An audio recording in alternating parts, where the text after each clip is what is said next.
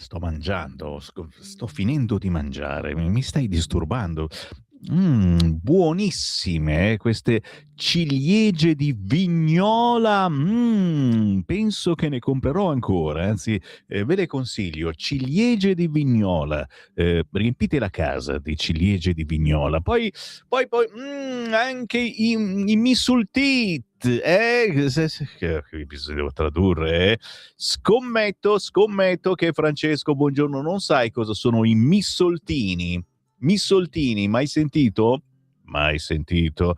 I missoltini sono una specialità culinaria tradizionale del lago di Como. Si tratta di agoni, sono dei pesci d'acqua dolce che vengono salati, essiccati al sole e pressati in appositi contenitori di legno con strati di foglie di alloro. Praticamente pesce essiccato, salato e specialità del lago di Como che si mangia anche a Lecco. I missoltini a Lecco, altro giro assolutamente da fare. Poi dei bruschetta io li mangerei volentieri a Sommalombardo in provincia di Varese, già. Questa voglia, di andare in giro di Semivarin, come mai che alle 7:31 del mattino, mentre siamo rinchiusi in questo studio nel fortino della Lega in via Bellerio 41 a Milano, misteri, apparizioni, sparizioni, buongiorno da Semivarin. No, un po' di fame mattutina c'è, poi insomma noi ci siamo svegliati presto, quindi è quasi l'ora della merenda. Il buongiorno si sente dal Varin, altra giornata in compagnia della nostra controinformazione, siamo a martedì 9 giugno 2026, il buongiorno si sente dai vostri WhatsApp con i primi sentiment della giornata, se vi siete appena svegliati e state mangiando anche voi ciliegie di Vignola, inviate un WhatsApp al 340 67 09 659, il metodo più veloce per parlare con noi, anche se poi dopo le 9 apriremo le linee al numero fisso 0292947222 e avremo modo di sentire le vostre voci dal vivo. Quali notizie quest'oggi? Allora, prima di tutto notizia della notte, il sito internet del Corriere lo mette in apertura. Elicottero USA cade vicino allo stretto di Hormuz, in salvo l'equipaggio. E la frase di Trump: entro 2 o 3 giorni l'accordo finale, poi Hormuz potrà riaprire. Quindi siamo tutti ottimisti, ce la faremo, sì. È da un po' di tempo che si continua a dire sta roba, non succede mai nulla e quindi anche per questo diamo spazio, leggiamo la notizia, ma non ci inforchiamo in queste meditazioni che ci portano chissà dove senza risultato. Invece andiamo sul quotidiano Il Manifesto, perché come ben sapete è quello che titola meglio, ogni giorno ci dà nuove emozioni e poi costa soltanto 1,50 euro. Quasi conveniente acquistare questo quotidiano comunista. Il Manifesto non è tanto originale quest'oggi, mette in prima pagina il solito missile, che palle, che tutti i giornali hanno messo, e se non hanno messo i giornali lo hanno fatto vedere nel telegiornale, il missile con il signore vestito di bianco in ciabatte, no, non è in ciabatte, che gli fa la fotografia. E va bene, abbiamo capito. Israele bombarda Beirut per far deragliare il negoziato tra Iran e Stati Uniti. Teheran risponde con i missili, ore di tensione, poi Trump chiama Netanyahu e lo ferma. Gli ha fatto il cazziatone.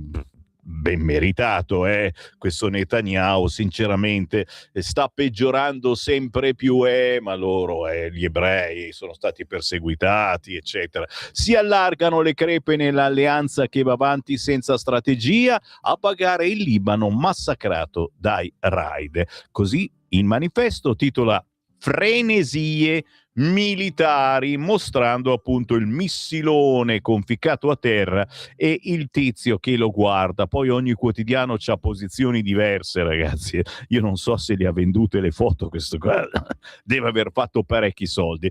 In taglio basso, sempre sul quotidiano comunista Il Manifesto, c'hanno coraggio quelli del Manifesto, anche perché loro non c'entrano col centrodestra, assolutamente no, ma la cosa pazzesca è che non c'entrano neanche col centrosinistra e quindi parlano in terza persona. Comunali, il centrosinistra non sfonda, titola Il Manifesto. 8 capoluoghi ai progressisti che perdono Lecco e conquistano Agrigento, 6 alle destre. E c'è l'articolo che rimando naturalmente ai nostri amici di sinistra che sicuramente acquisteranno il quotidiano Il Manifesto. Io invece volo sul quotidiano La Verità. Ci sono molti articoli quest'oggi su vari quotidiani, vediamo se me lo fa aprire. Vediamo se mi sbatte fuori. Eccolo lì, guarda. Ragazzi, quante volte vi ho detto dovete aumentare i fondi perché qui un computer nuovo non riusciamo ad acquistarcelo e io cerco di aprire un quotidiano che non sia di sinistra e mi sbatte fuori dal programma. E cosa devo fare? Devo piangere? Non piango, però rivolgo a voi l'appello figlio d'Apollo, ringraziando come sempre perché so che c'è gente che mi ascolta. Come fare per aiutare questa radio?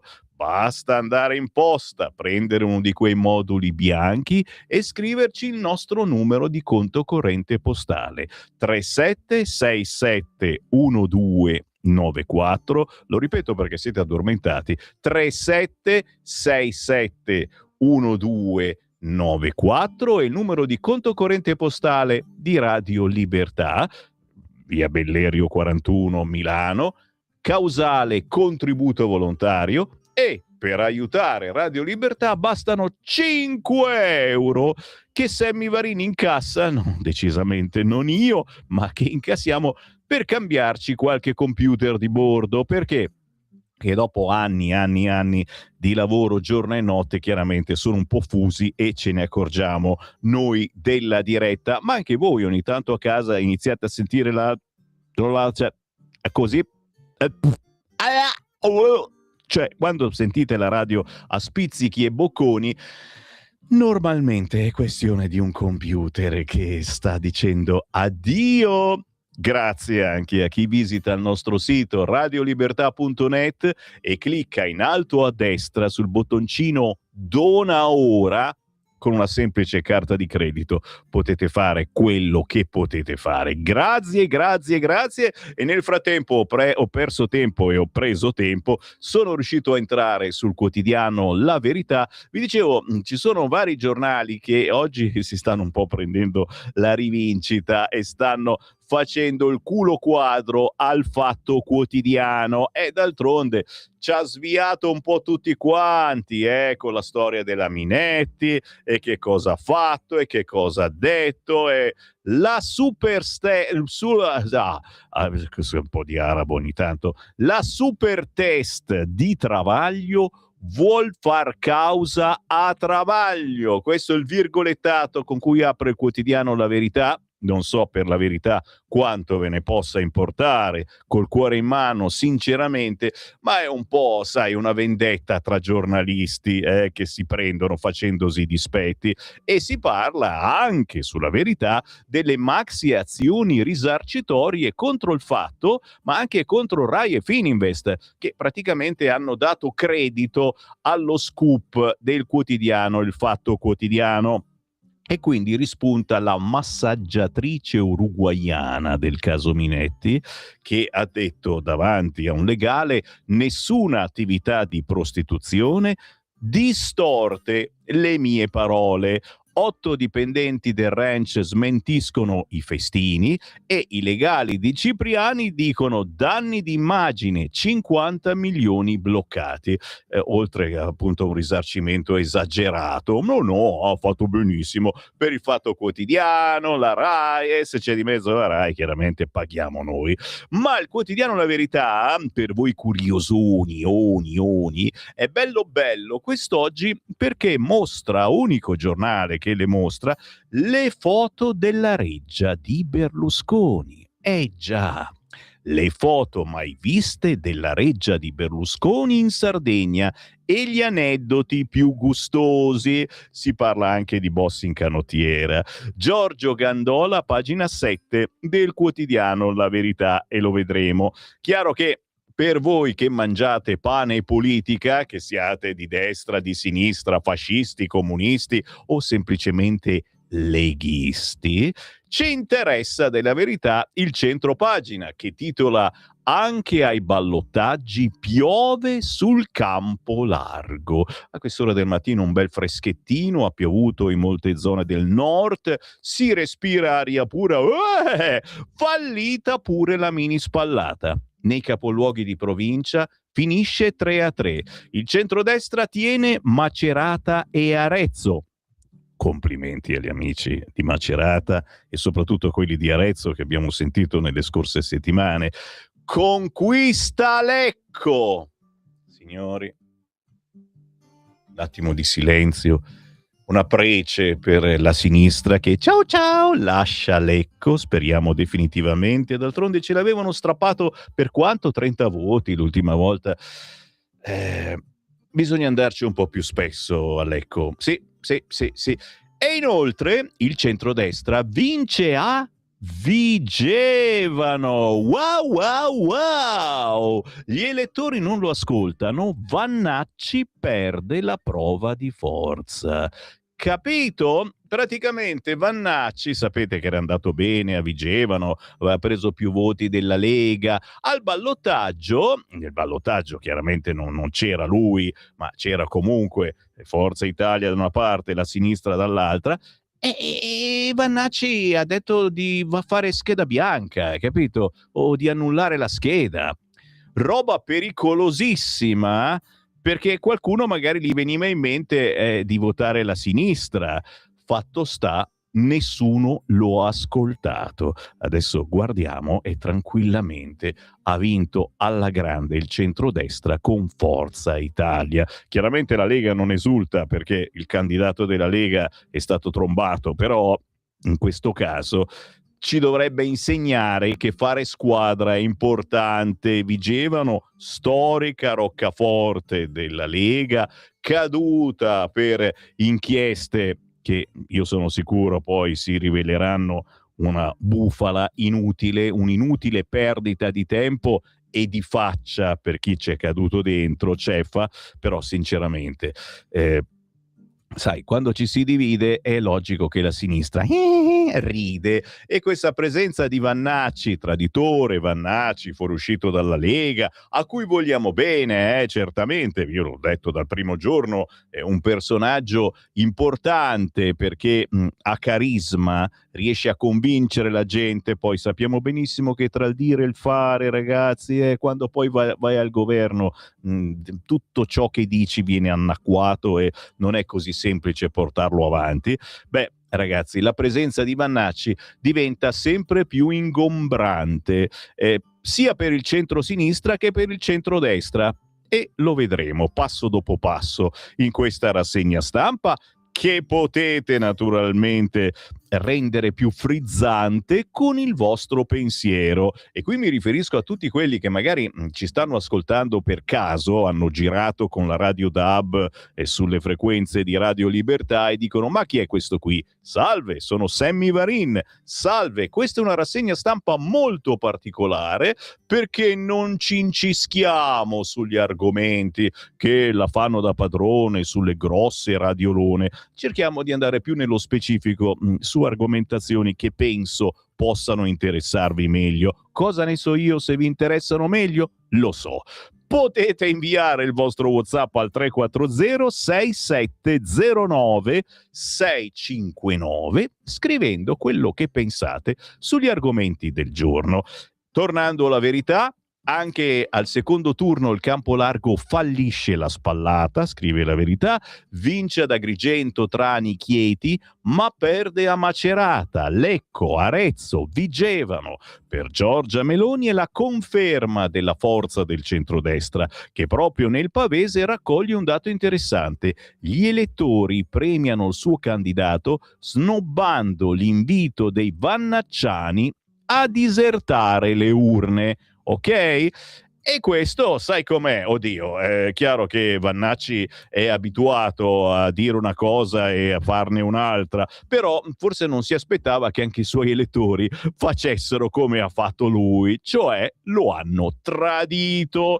Ma torneremo su questo argomento. Intanto vi regalo un'altra prima pagina, dai, prima di entrare apertamente sul quotidiano La Verità. Andiamo sul Libero. Libero invece, casualmente, ce l'ha pure lui con Travaglio. Ma guarda che strana sta cosa! Bisogna levarsi questi sassolini dalle ciabatte. Ciabatte. Ben Gvir ci sta sulle balle a tutti quanti, però ha detto una cosa che non posso che condividere. L'Italia da paese dello stivale a paese delle ciabatte. E lo so, no, non sono fascista, non me ne frega. Io però sono stato il primo tanti anni fa a parlare di personaggi che ciabattavano nel nostro paese, signori. Addirittura avevo fatto una rubrica ai tempi di Radio Padania intitolata, qualcuno di voi se lo ricorda? Ciabattare informati. È chiaro che sono robe che anche lo stesso nostro Francesco rimane impietrito, dice cosa sta dicendo. Francesco, io conducevo una rubrica proprio l'estate, si iniziava a giugno, che si chiamava Ciabattare informati, in cui davo le informazioni a tutti gli immigrati che sbarcavano a Lampedusa su come comportarsi nel nostro paese, su quali agevolazioni avrebbero avuto. Mi sembra che hai fatto un ottimo lavoro. Sì, effettivamente sono un fallito in questo senso. Sono riuscito a insegnargli tante cose, poi dove non c'ero io, chiaramente sono gli avvocati, i vari tizi che coi capelli lunghi e le treccine li fanno da interprete, eccetera. Gli davamo queste informazioni sulle agevolazioni che avrebbero avuto anche da clandestini, chiaramente ciabattare informati. E ieri Ben Gvir ha fatto questa citazione variniana e non posso che ringraziarlo, oltre naturalmente che mandarlo a fanculo da parte di tutti voi, perché non è un personaggio che sta lavorando bene, almeno questo è il mio parere, magari voi siete d'accordo. Le 1001 balla del fatto, scrive Libero, le carte che inguaiano Travaglio, il fantasma di Travaglio. Il documento degli avvocati americani smonta una ad una le accuse a Minetti Cipriani e la richiesta di risarcimento mostre, signori, è da 220 milioni, neanche di euro, di dollari. Ecco come funziona negli Stati Uniti. Eppure l'ANM scarica il quotidiano giustizialista. La grazia stima per la procuratrice. Chiaramente oggi non avete che l'imbarazzo della scelta. Se vi sta sulle balle Travaglio e il Fatto Quotidiano, qualunque giornale apriate, c'è qualcosa che parla male di Travaglio, ok? Ma in centro pagina sul Libero ritorna la boccia. Quanto ci mancava! È stata denunciata dal suo Ateneo perché tesi copiata al 91%. Boccia, altra tegola. Massimo Costa di spalla parla dei ballottaggi, ora è ufficiale, Elly ha fallito la spallata e poi anche qui domina sui giornali di centrodestra e non soltanto la rissa sui 450.000 euro all'ex socio di Conte. Commissione Covid, l'opposizione vuole silenziare i testimoni. Vi segnalo che su tutti i quotidiani finalmente è uscita la relazione sui Trevaillon, adesso lo dicono veramente tutti, a casa i bimbi del bosco, lo dicono anche i periti. Claudio Smetti se ne occupa sul quotidiano La Verità, non possiamo che aspettare che sia questione di giorni, perché è una storia veramente vergognosa quella della famiglia nel bosco. Il governo lascia fare, Intesa irrompe su MPS, Giorgetti alza le mani, andrà a chi paga, puntini puntini, così il quotidiano Libero che lasciamo. Vi leggo un'altra prima pagina prima di approfondire. Il Corriere della Sera apre con Israele e Iran, stop ai raid. Dopo la notte di fuoco, stop ai raid tra Iran e Israele, l'intervento del presidente Trump e l'avvertimento al premier israeliano Netanyahu: attento o resterai solo. Altra bella frase del presidente Trump. Sarebbe bello poi che magari decidesse una volta per tutte come fare, perché se lasciamo fare questo israeliano, ma sono stati perseguitati, è vero, è vero, è vero. La replica, cosa ha detto? L'israeliano Netanyahu? Ho diritto a difendermi. Siamo sempre sul Corrierone, importante anche questa notizia che ci riporta nel dramma della sicurezza a Milano. A proposito, adesso cominciamo seriamente a scegliere il sindaco di Milano. Ve ne parlo tra poco. La Lega ha deciso di fare gazebo nei prossimi weekend per una proposta sincera, un fogliettino di carta, ci scrivete il cognome della persona che vorreste sindaco a Milano, consultazione all'interno della Lega, sì, come ai tempi della Padania, vi ricordate, aveva fatto i gazebo in tutto il nord, adesso li facciamo a Milano, potete votare anche voi che non siete di Milano ma che passate di lì. Chi vorreste come sindaco di Milano?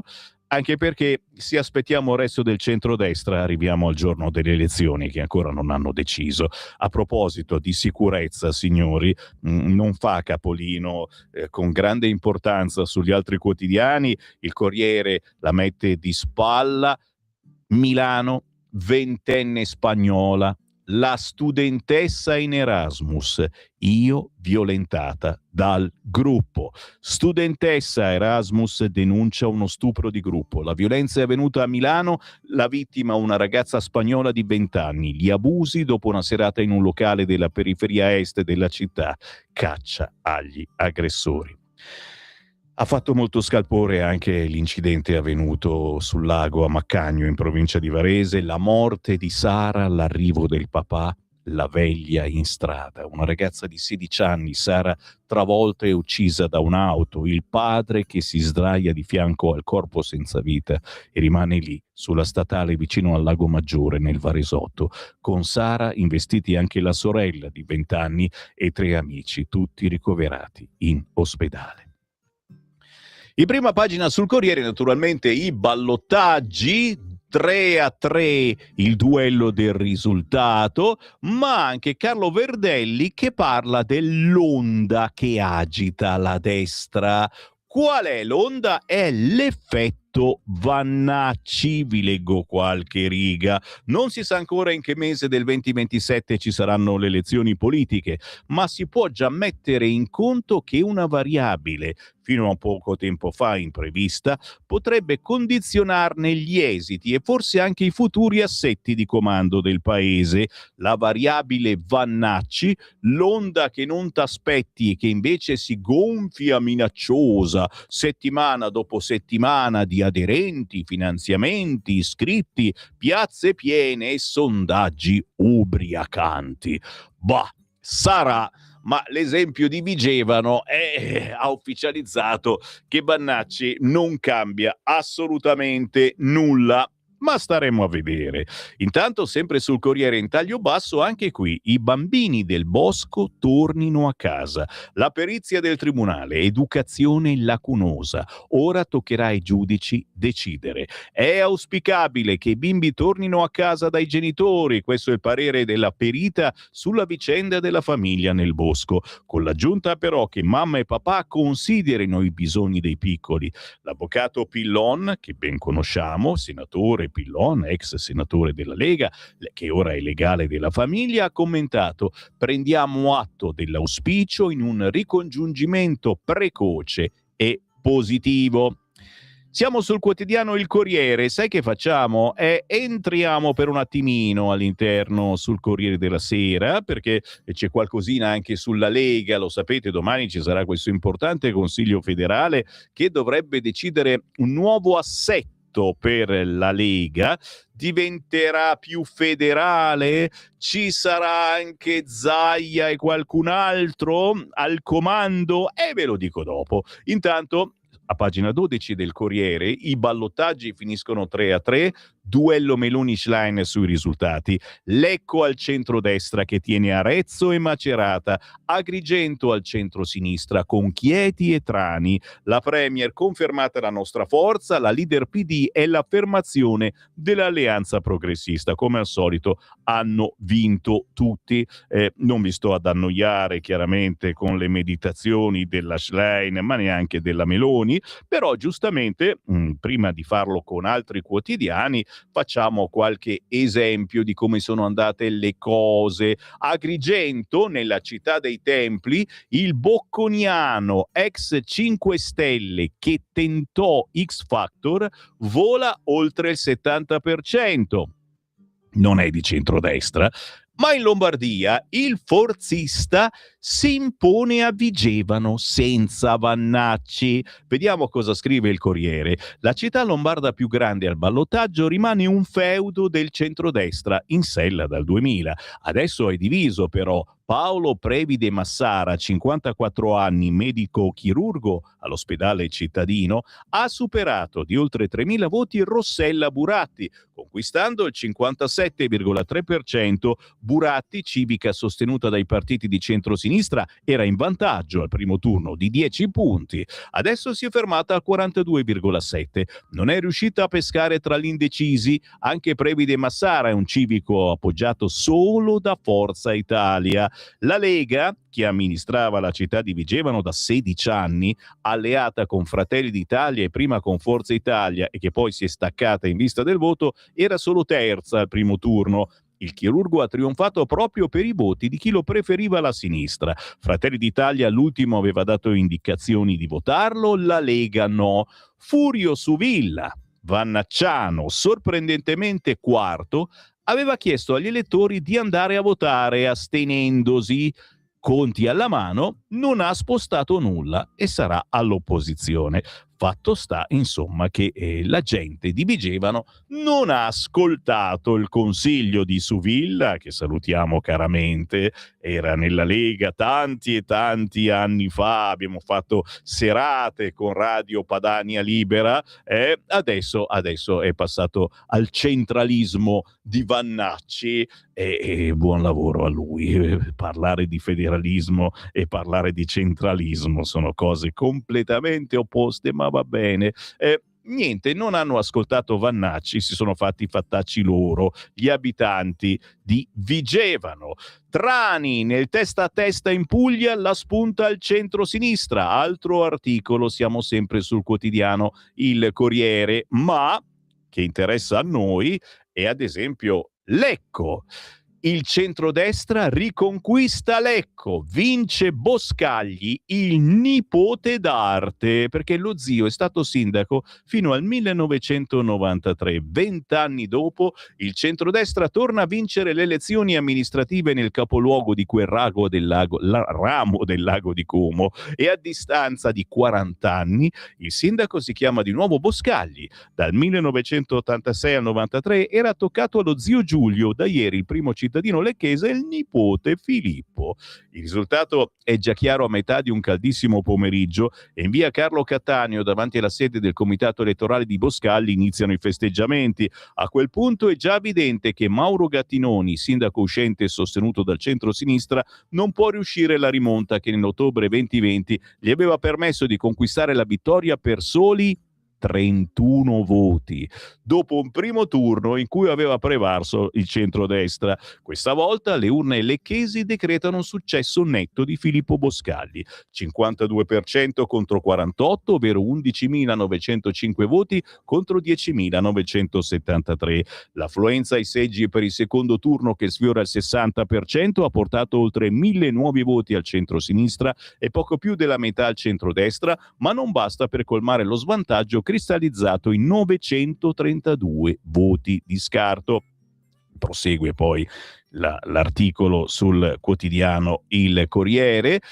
C'è da dire anche certamente di Chieti, la vittoria del centrosinistra, rivincita di Legnini, l'ex del CSM a Chieti, con me i giovani e useremo l'intelligenza artificiale.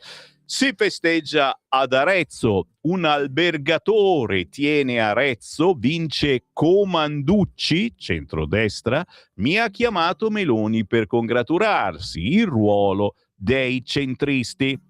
Paginone in taglio basso quest'oggi sul quotidiano Il Corriere. Questo e d'altro, parlando di Lega, tra pochissimo sul Corriere della Sera, il tempo della pausa musicale, come sapete ogni mezz'ora una canzone indipendente, un artista sconosciuto, una proposta che Radio Libertà fa agli ascoltatori più attenti, oggi in compagnia di Francesco Cabestri. Stai ascoltando Radio Libertà, la tua voce libera, senza filtri né censura. La tua radio.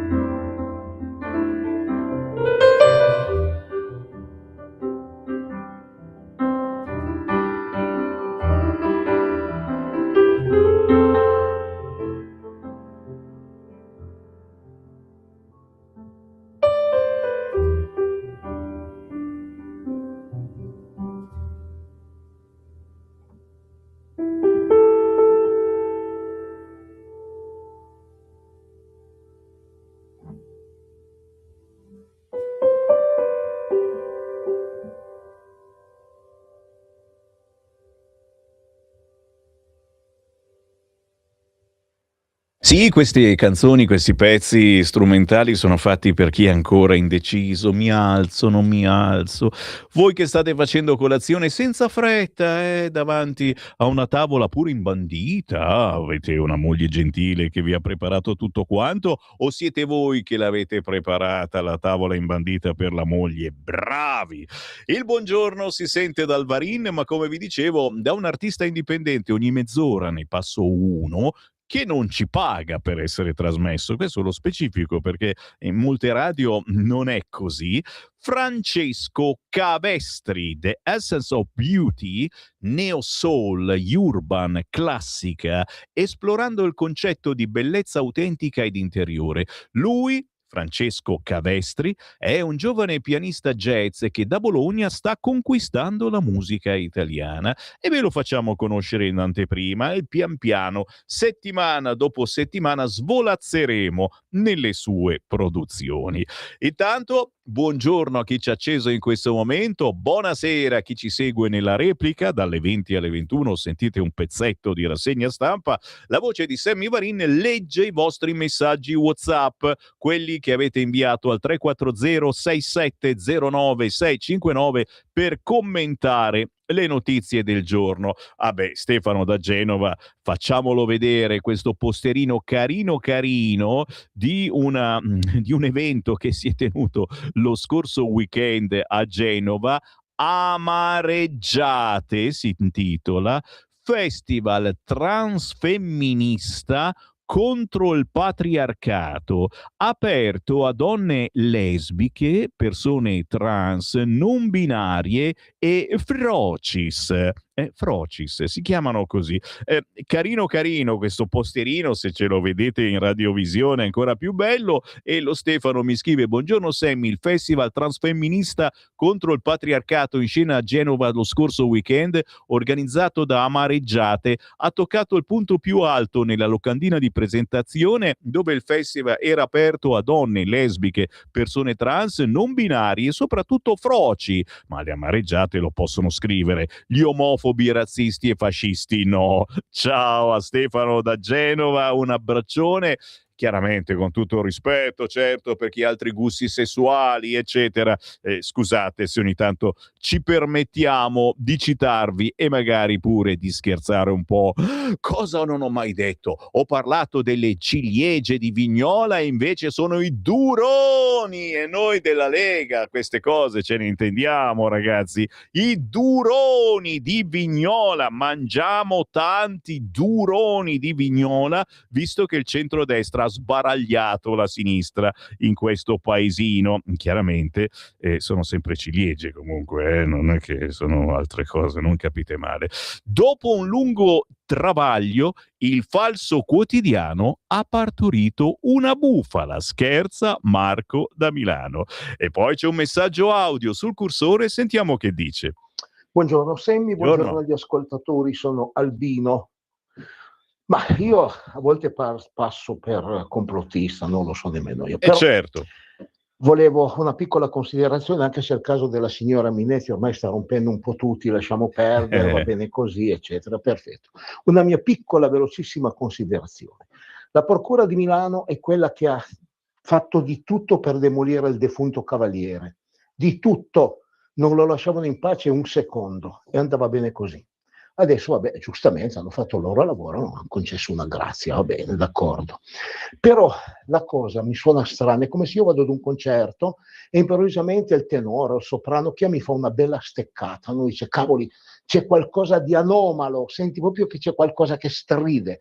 Ecco, questa vicenda stride, non è una vicenda normale e tranquilla, non tanto per l'insieme di sé, però è per i personaggi, ecco, è quello che non mi suona molto strana. E poi se è vera, attenzione, se è vera, quello che io ho letto, perché dai vari giornali ricevo anche il fatto a volte, allora a quel punto lì dicono che i testimoni, i taxisti, i diavolo erano, hanno detto qui bisogna fare molta attenzione perché se parli vai a finire in un fosso. Ma non lo so, quello che io ho letto, poi sarà vero o non sarà vero, che ne sappiamo noi. Comunque, va bene così, anzi, potrebbe andare meglio. Ciao. Potrebbe andare meglio, e se parli vai a finire in un fosso e noi continuiamo a parlare e leggiamo i vostri messaggi. Inviate la vostra meditazione al 340 6709 659, qualunque sia il vostro pensiero su qualunque argomento. Francesco: ciao Sammy, che ne pensi di quel ragazzo che si dice leghista che a Parma ha insultato degli extracomunitari senza nessuna ragione e poi piange perché gli hanno dato 4 schiaffi? Ma ti pare intelligente tutto questo? Certo che non mi pare intelligente, no.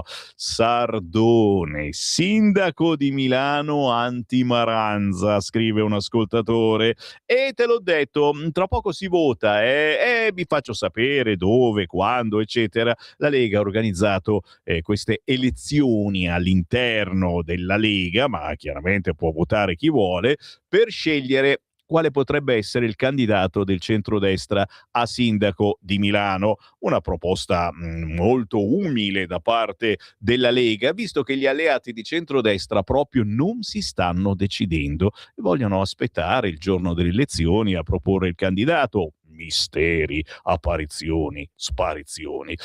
Torniamo per un attimo sul Corriere, perché anche il Corriere, come altri quotidiani, sono in preparazione, nel senso che si aspetta il federale della Lega di domani e certamente che cosa succederà nel federale della Lega di domani. Scrive qualche righettina a pagina 16 il quotidiano Il Corriere, riprendendo i risultati delle elezioni amministrative. I due fronti già guardano alle politiche e la Lega riscrive lo statuto per Zaia. Chiaramente sono tutti pissi pissi bau bau, non c'è assolutamente nessuna dichiarazione ufficiale, sappiatelo, però è bello anche fantasticare a quest'ora del mattino, ci meniamo via, la mente vola. L'idea del partito federale con grande autonomia del nord. Scontro la russa Renzi su Milano, scrive il Corriere, ma noi ci soffermiamo soltanto su quello che succede all'interno della Lega. Lega in tempesta, scrive Marco Cremonesi, che salutiamo caramente. A tutti i livelli nel partito circolano le bozze di un nuovo statuto che dovrebbe essere presentato domattina in un consiglio federale a Roma, in cui è stata espressamente richiesta la presenza dei partecipanti, niente collegamenti a distanza. Il fatto è che la bozza contiene un ridisegno radicale del partito. In sostanza, ma soltanto i fatti potranno dirlo, quindi stiamo parlando del nulla, la Lega diventerebbe federale anche al suo interno, con un segretario per il Nord.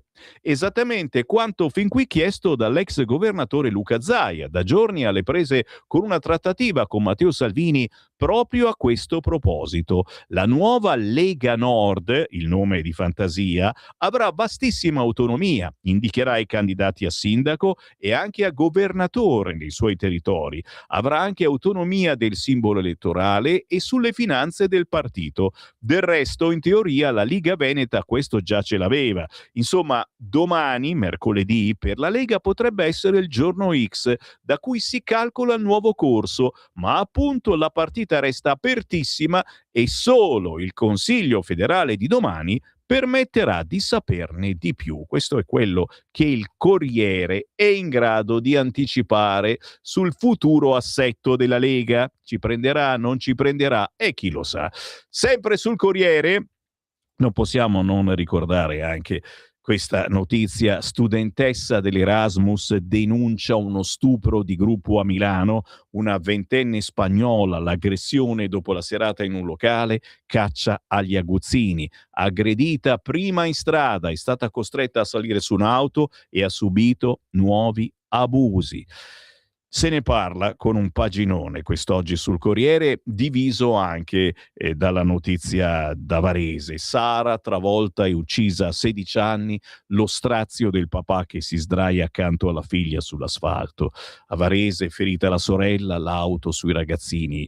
diretti in spiaggia. È successo domenica scorsa a Maccagno, in provincia di Varese. Una Fiat Panda ha travolto 5 ragazzi che stavano camminando lungo la statale 394 del Verbano, diretti a una spiaggia del Lago Maggiore. Sul colpo è morta Sara Vetrano, 16 anni, di Cugliate e Fabiasco. Gli altri 4, tra i quali la sorella ventenne della vittima, sono rimasti feriti. Straziante chiaramente questa scena. Siamo sempre sul Corriere, un'altra segnalazione che mi pare interessante, si ritorna a quello che è successo qualche settimana a sud, che riguarda il caporalato. Gli schiavi traditi del decreto flussi, scrive il quotidiano Il Corriere. In Italia vi farete la Maserati, virgolettato. Agropontino, fabbrica di fantasmi. Pagano fino a 18.000 euro, poi il lavoro sparisce e la paura corre fino al Punjab. Naturalmente l'inchiesta dal caporalato al padronato, con un paginone quest'oggi sul quotidiano Il Corriere. Io naturalmente sono sempre qui a chiedermi se di queste persone abbiamo così tanto bisogno, ma il mio è il solito pensiero razzista in senso buono. Il Fatto Quotidiano ritorna, naturalmente c'è un motivo perché esiste il Fatto Quotidiano, è Gnucco, e ritorna sul caso Minetti. La ritrattazione che non ritratta, titola oggi il Fatto Quotidiano. Caso Minetti, Graziella non smentisce l'escort al gin tonic e si parla e si fa vedere l'atto dal notaio. Nicole non reclutava le prostitute, ma non ce l'aveva mai detto. Le cause da 220 milioni al Fatto e a Report. La prima inchiesta TV in Uruguay sui festini fu prima della Grazia. Se vi interessa chiaramente il Fatto Quotidiano, e come si fa a non acquistare il Fatto Quotidiano? Comprate il Fatto Quotidiano. Dove andiamo? Andiamo sulla Verità? Dai, ci sto. All'interno del quotidiano La Verità vi seleziono a pagina 2: all'uomo di Conte pagati 454.000 euro per verificare carte e stilare una lettera. Un manager di Adaltis spiega il lavoro dietro la maxi prebenda a Didonna. Giuseppe dice: non troverete mai mie attività illecite. Chiaramente, se vi interessa l'argomento, e poi più in basso si arriva agli obblighi vaccinali, motivo per cui ci bloccano su Facebook e su YouTube quando leggiamo il quotidiano La Verità, lo sapevate? Tegola sugli obblighi vaccinali Covid, scrive oggi sulla Verità Patrizia Floder-Reiter. La Cassazione bacchetta i giudici. Un errore estendere l'imposizione a tutti i dipendenti delle strutture sanitarie. La USL ora dovrà pagare all'amministrativo gli stipendi negati. 4 anni ci sono voluti per sentirsi dire che non doveva essere sospeso dall'azienda sanitaria locale nella quale lavorava come amministrativo. Si è conclusa bene, ma con un rilevante costo psicologico e materiale, la tormentata vicenda di un dipendente romagnolo tenuto a casa senza stipendio perché non voleva vaccinarsi contro il Covid. Ne parla quest'oggi il quotidiano La Verità, che poi dice: la sinistra boicotta la commissione perché teme la verità sulla pandemia. Alcuni testimoni sentiti da funzionari di polizia fuori dall'aula. I giallorossi lasciano i lavori per protesta. Siamo passati dall'intercettateci tutti ai tempi di Berlusconi al non interrogateci affatto di adesso. Ne parla quest'oggi il quotidiano La Verità con Maurizio Belpietro. È tempo di amministrative ed eccola qui la pagina 5 della Verità. La sinistra sognava spallate e prende sberle. Dopo il primo turno col trionfo non scontato a Venezia, ce lo siamo già dimenticato, il centrodestra la spunta a Lecco, Vigevano, Arezzo, Macerata. Il campo largo si consola con Chieti, Agrigento, Trani. Meloni, confermata la nostra forza, Tajani, battiamo il partito della patrimoniale. Di spalla, domani il federale del Carroccio, Zaia e Fedriga possibili vice di Salvini, Matteo Sibillino lavori in corso. Ma cominciamo con le elezioni amministrative. Carlo Cambi, che spesso abbiamo qui in diretta sulle nostre frequenze con Giulio Cainarca, per usare un'espressione cara a Ellis Line, segretaria PD, anche stavolta il campo largo non si è visto arrivare, nel senso che non è pervenuto. La partita dei ballottaggi di questa domenica e lunedì finisce in pareggio, 3-3 come era iniziata. Il centrodestra però, dopo la non scontata vittoria al primo turno a Venezia, ha qualche motivo di soddisfazione che manca alla coalizione sinistro-stellata. Nei 6 capoluoghi di provincia andati alle urne per rinnovare i sindaci, i lettori richiamati al voto erano circa 1 milione, l'affluenza è stata del 52%, in calo di oltre 8 punti, e si è votato anche in Sardegna per il primo turno. La spallata immaginata da Schlein non c'è stata. Il centrodestra si è tenuto Arezzo, dove il PD aveva schierato un pezzo da 90 come Vincenzo Ceccarelli, asfaltato al secondo turno da Marcello Comanducci, il candidato di Fratelli d'Italia. Lega e Forza Italia conferma il comune al centrodestra con il 55,75% dei voti contro il 44,25% del campo larghissimo, e Macerata, dove viene confermato Sandro Parcaroli, sostenuto da Matteo Salvini, con un ampio margine sullo sfidante proposto dal PD e appoggiato da tutto il campo largo. Parcaroli ha raccolto il 54,30% dei consensi contro il 45,70% di Giancarlo Titarelli. Queste due città erano la linea Maginot del centrodestra e hanno ampiamente resistito. Il che fa dire a Giorgia Meloni sui social: i risultati confermano ancora una volta la forza del centrodestra, la solidità della coalizione e il suo radicamento nei territori. Avanti così con serietà e concretezza. Il Presidente del Consiglio aggiunge: complimenti e auguri di buon lavoro a tutti i sindaci eletti nei ballottaggi di ogni schieramento. Auguri dunque anche a Giovanni Legnini, uno dei cacicchi del PD. È stato sottosegretario alla presidenza del Consiglio con Enrico Letta, deputato, senatore prima del PC e poi del PD, vicepresidente del CSM ai tempi di Luca Palamara, che con il 52,27% ha mantenuto il centrosinistra, il comune di Chieti, battendo Cristian Sicari, 47,73% del centrodestra, che però è arrivato a questa consultazione diviso e non ha approfittato del fatto che il comune della città abruzzese, amministrato dal PD, è in dissesto finanziario.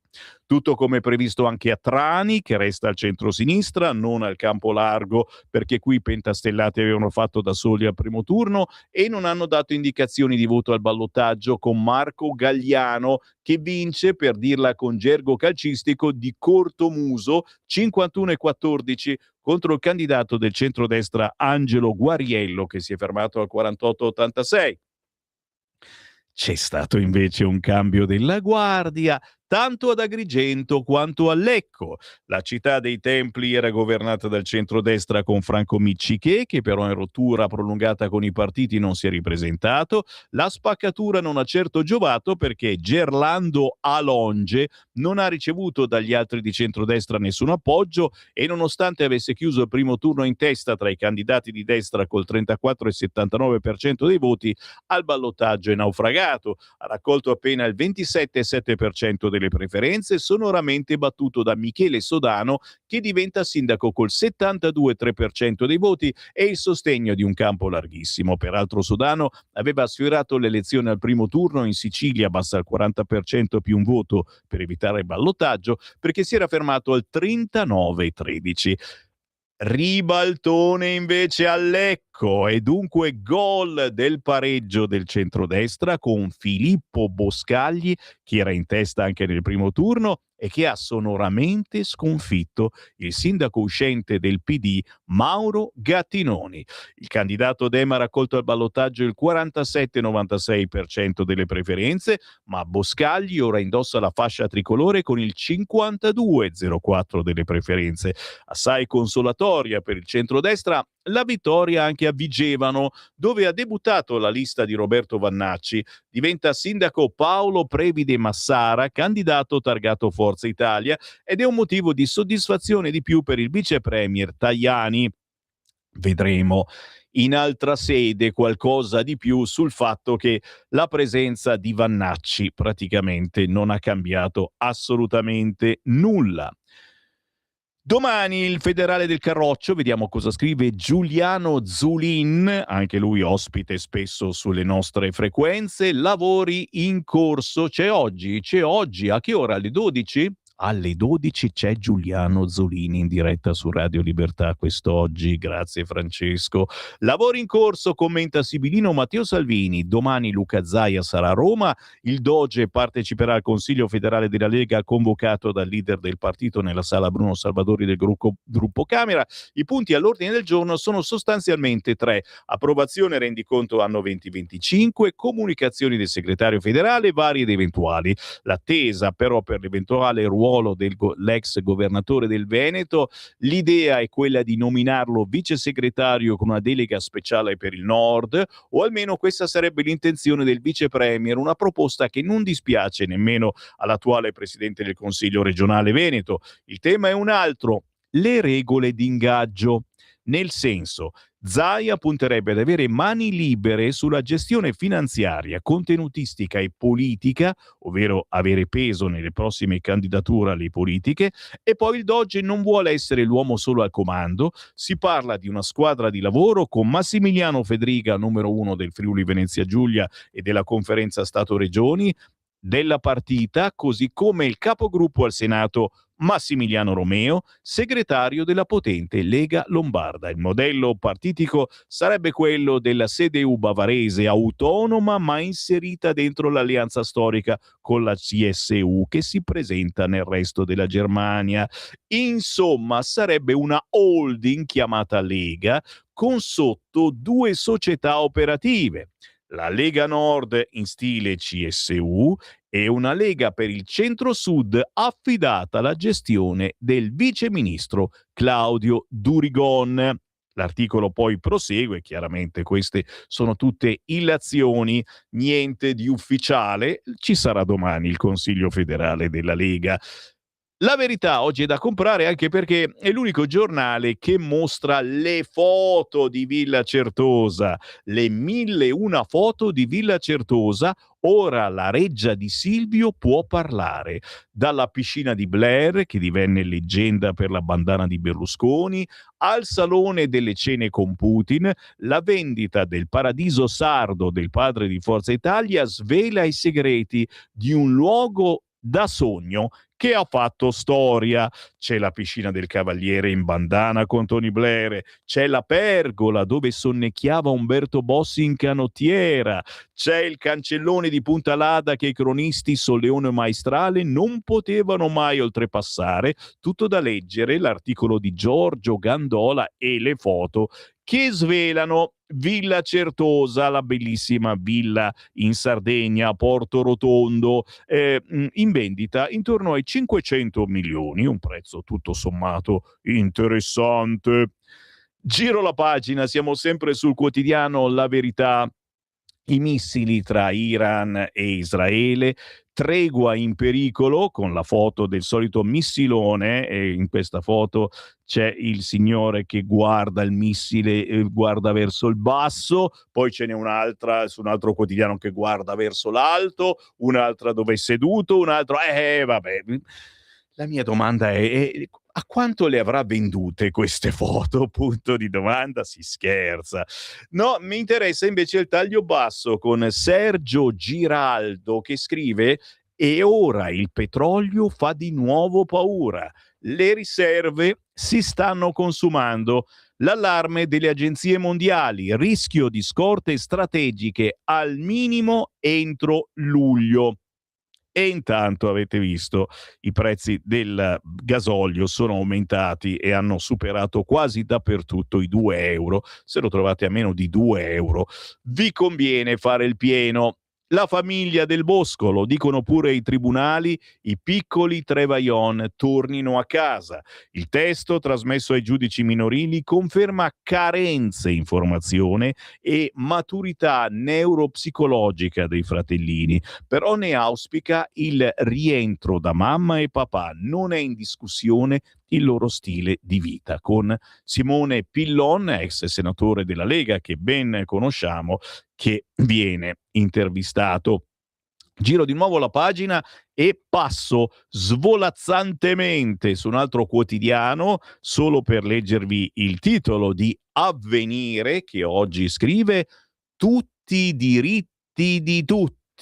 Nuovi bagni di folla per il pontefice che oggi arriva a Barcellona, l'incontro con le vittime di abusi, la vita, la famiglia, l'educazione, la pace, il dramma migratorio, la libertà religiosa. Leone XIV di fronte al Parlamento spagnolo ricorda i cardini per una società giusta. E in centropagina Iran, Israele, guerra lampo, Ben Gvir indagato a Roma. 8 mesi di cessate il fuoco, nella striscia sempre i raid e la fame.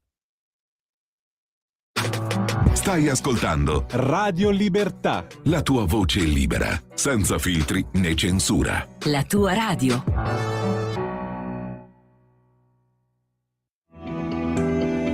il meteo.it presenta le previsioni del giorno.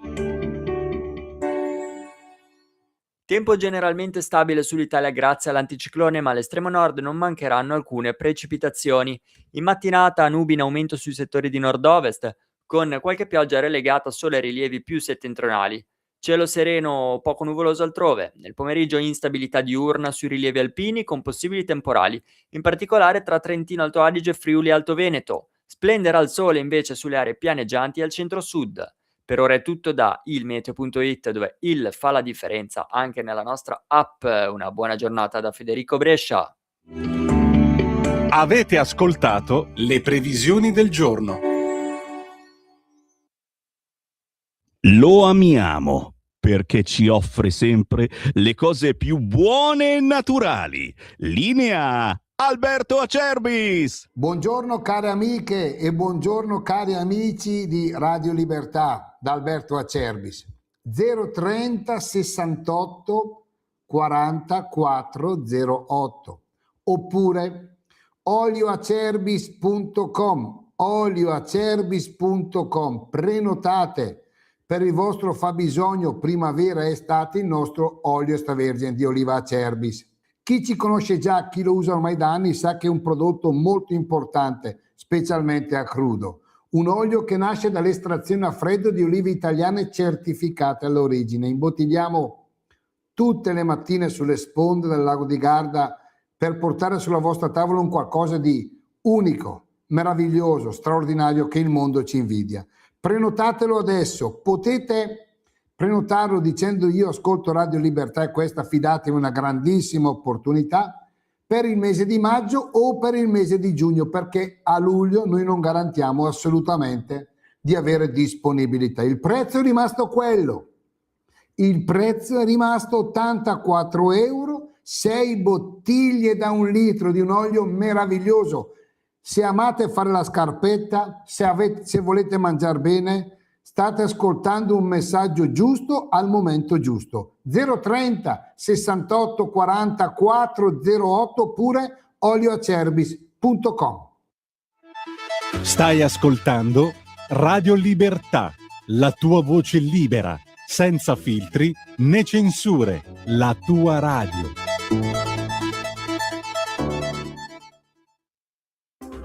La prima rosa rossa è già sbocciata e nascon timide le viole mammole. Ormai la prima rondine è tornata, nel cielo limpido comincia a volteggiare. Il tempo bello viene ad annunciare. Aprite le finestre al nuovo sole, è primavera, è primavera. Lasciate entrare un poco d'aria pura, con il profumo dei giardini e prati in fior. Aprite le finestre ai nuovi sogni, bambine belle, innamorate. E forse il più bel sogno che sognate sarà domani la felicità.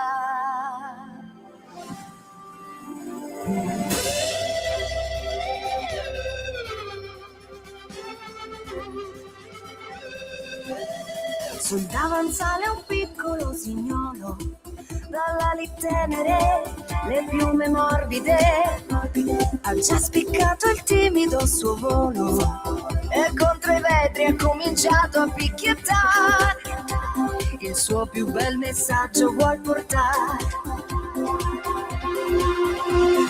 Aprite le finestre ai nuovi sogni, alle speranze, all'illusione. Lasciate entrare l'ultima canzone che dolcemente scenderà nel cuore. Aprite le finestre al nuovo sole, è primavera, è primavera. E forse il più bel sogno che sognate sarà domani la felicità.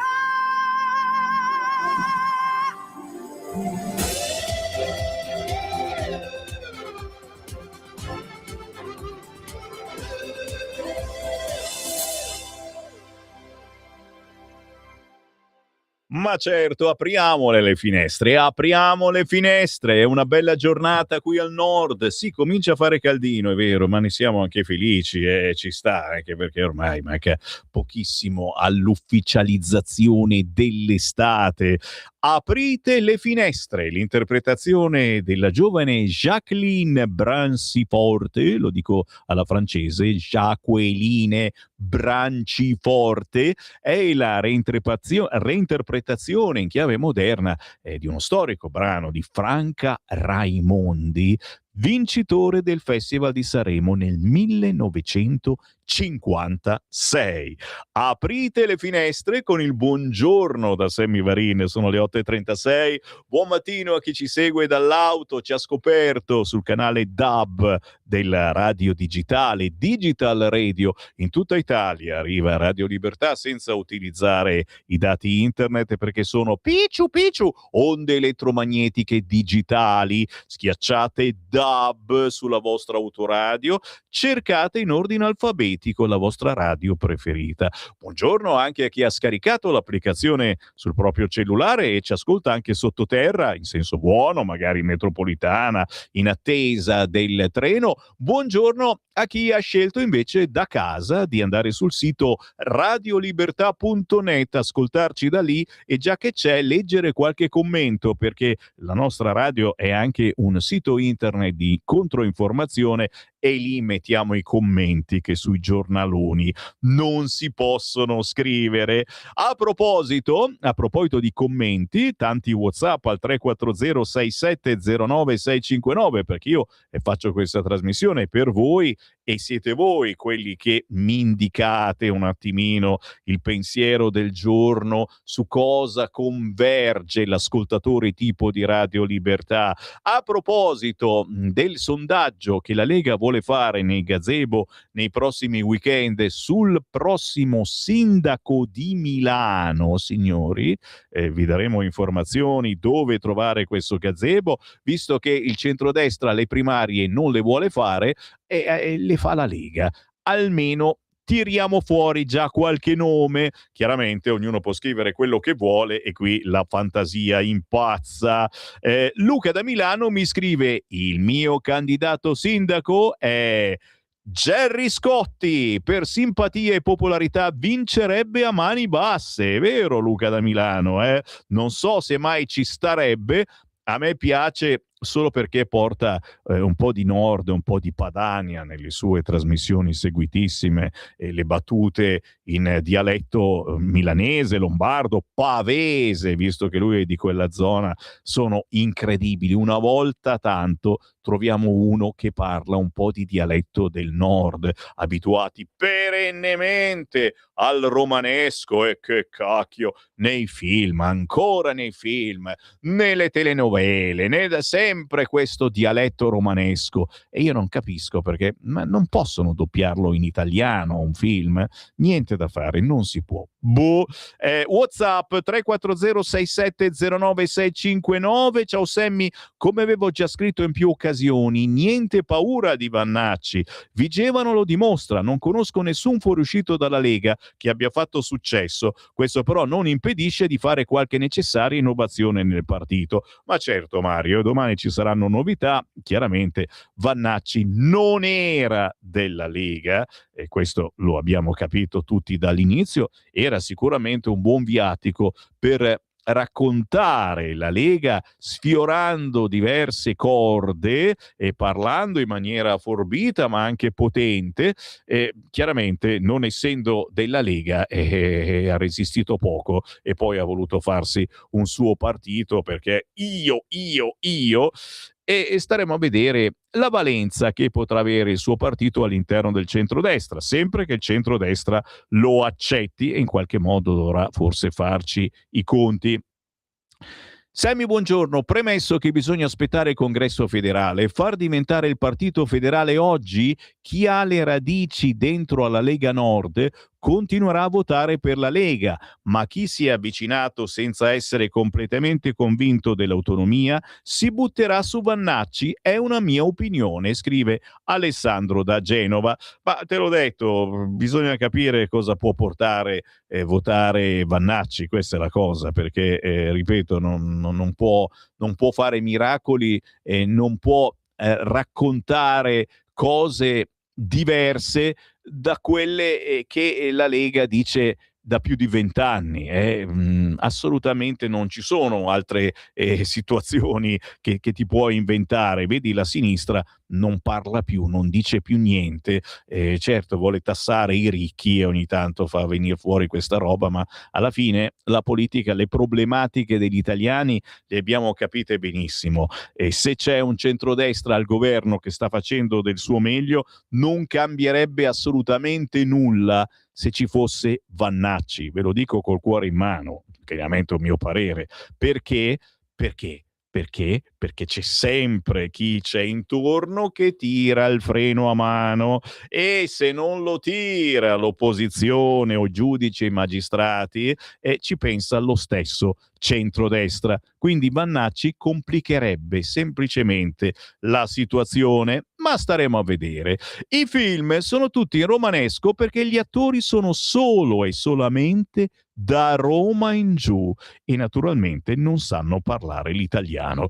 Qui spunta un po' di secessione, non ci sta male, no, semplicemente anche qui un federalismo all'interno dei film, all'interno di quelle che sono le trasmissioni di Rai 1 ma anche di Mediaset non sarebbe male. Per questo vogliamo Gerry Scotti sindaco di Milano. Qualcuno lo conosce? Io ci ho lavorato tanti anni fa, ma non ho preso il numero di telefono. Pensate, avevo fatto, adesso non mi ricordo se era fine anni 90 forse, uno spot per il riso Scotti. Penso un po' che roba. Mi ero trovato in uno studio di registrazione in Viale Monza con lui e io facevo il DJ che lo annunciava. Io dicevo nello spot: signore e signori, Gerry Scotti, e poi lui faceva lo spot. Me lo ricordo molto affabile, si era messo a suonare il pianoforte in questo studio di registrazione intanto che aspettavamo i tecnici, ma ahimè non mi sono segnato il numero di telefono. Se qualcuno lo conosce, chiediamo se Gerry Scotti vuole fare o no il sindaco di Milano. Ai tempi, lo sapete, si era candidato con i socialisti. Il Giornale quest'oggi. Allora, il titolo principale in centropagina è questo: soldi all'ex collega e il meccanismo Covid Conte nei guai. Scontro in commissione. Quella fattura da $500,000 a Di Donna. Intercettazione sul dopo Arcuri. Ci fermano. Marco Spadaccioli, general manager della società Adaltis SRL, ha riferito di avere versato €454.000 a Luca Di Donna e Giuseppe De Luca, legali dello studio Alpa, dove Giuseppe Conte ha svolto la professione. Lo scontro in commissione. In prima pagina sul quotidiano Il Giornale. In taglio alto ai ballottaggi esulta il governo, sinistra già finita la rimonta e in Toscana, e la Toscana è meno rossa. Al centrodestra Lecco, Macerata ed Arezzo, a Vigevano vittoria anche contro Vannacci. Siamo sempre sul quotidiano Il Giornale, eccolo qua, il missilone caduto a terra, questa volta senza il tizio vestito di bianco, raid contro raid e veti, la tregua è impossibile. Naturalmente non può mancare Travaglio, richiesta danni, Travaglio paghi 220 milioni, il conto del fango sul caso Minetti, anche qui sul quotidiano Il Giornale, che si occupa pure dell'islamista invitato a scuola, Hijazi, lite Israele-Modena, ma il PD difende il sindaco. La protesta dell'ambasciatore di Israele in Italia dopo l'invito di Hijazi in una scuola di Modena. Bimbi indottrinati all'odio da estremisti islamici, ma il PD difende il sindaco. Siamo sul quotidiano Il Giornale, già che ci sono lo apriamo per parlare dei ballottaggi, titolo principale, il centrodestra riconquista Lecco, doppia conferma Arezzo e Macerata, il caso Vigevano, Forza Italia isola Vannacci, nei 6 capoluoghi al voto la sinistra si afferma Chieti, Agrigento e Trani, se volete approfondire c'è un intero paginone, anzi 2. Covid, 454.000 euro agli ex colleghi del Premier Conte, lui dice solo fango. Paginone a pagina 12 del quotidiano Il Giornale, i timori nelle intercettazioni con l'arrivo di Figliuolo hanno fermato il meccanismo. In taglio basso, Silvestro, violenza, indagato il senatore Silvestro di Forza Italia. E si scusa sulle frasi. Fascicolo trasmesso alla Procura di Roma, il senatore di Forza Italia dice parole sbagliate, la cautela della Craxi, se ne parla sul quotidiano Il Giornale, che poi dedica un paginone a un colloquio con Emanuele Filiberto. Mattarella riporti in Italia le spoglie dei miei nonni. L'appello a 80 anni dall'esilio. Umberto II e Maria José possano ora riposare al Pantheon. Il colloquio con Monica Mosca che intervista Emanuele Filiberto oggi sul quotidiano Il Giornale. Non si metta il bollino rosso su tutto il regno a causa del ventennio fascista. Mia nonna, donna colta e affascinante, fu principessa e insieme attivista politica. Se ne parla oggi sul quotidiano Il Giornale. Passiamo al Tempo, da Hamas alla flotilla, prosegue l'inchiesta esclusiva, siamo alla seconda puntata sul quotidiano Il Tempo, l'uomo ovunque Rami Abdul, dal 2011 a oggi non solo legami con Hamas, ma sostegno costante alla flotilla e ora qualcuno deve dare spiegazioni. Entriamo subito sul quotidiano Il Tempo. Da Hamas alla flotilla, l'uomo ovunque Rami Abdul, dal 2011 legami con i terroristi e con i naviganti anti-Israele. Già 15 anni fa compariva come media coordinator della Freedom Flotilla 2. Nel giugno 2022 partecipò a eventi di lancio dell'iniziativa umanitaria. L'anno scorso l'esercito israeliano ha pubblicato dei documenti di Hamas in cui chiedevano ai membri di sostenere la flotilla. L'inchiesta è esclusiva quest'oggi, la seconda parte sul quotidiano Il Tempo. Anche Il Tempo si occupa dell'inchiesta sulla pandemia, Covid, la sinistra va in tilt, spunta una consulenza di Donna da 450.000 euro. In commissione è audito un dipendente della Daltis che parla di un pagamento all'ex socio di Giuseppe Conte. Intervistato Marco Lisei, senatore di Fratelli d'Italia, l'opposizione vuole spostare l'attenzione. Conte audito si può, ma manca la volontà. Le accuse su di noi infondate, la sinistra ha cercato di ostacolarci dal primo giorno. Se vi affascina questa argomentazione, paginone quest'oggi sul quotidiano Il Tempo, che si occupa anche del futuro di Casini. E il titolo è Fuga dal Partito Democratico. I dolori e le mosse di Casini guidano la rivolta del centro. Il disagio dell'ex UDC versus Line, fuggi dei moderati dal campo largo e il rischio di restare fuori sia dal collegio di Bologna che dai listini bloccati del Nazareno. Dove andrà Casini?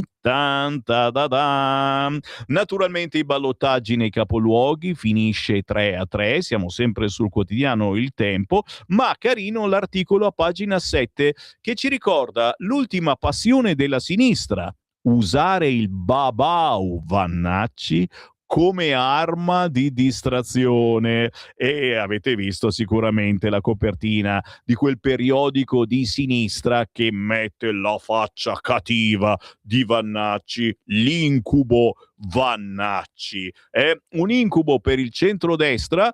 Neanche poi tanto, abbiamo visto a Vigevano come non cambia la situazione. Bisogna capire anche se la gente, sai, finché Vannacci è all'interno di un partito importante come la Lega, che può veramente influire, è una cosa. Ricominciare da zero votando un personaggio che deve ricominciare da zero è una scelta che uno forse ci pensa un attimino, non so, mio parere personale. Comunque oggi Il Tempo ha questo bell'articolo di Matteo Cassol: l'ultima passione della sinistra, usare il babau Vannacci come arma di distrazione. Politici e media progressisti senza argomenti si sono ora aggrappati alla grande speranza nera.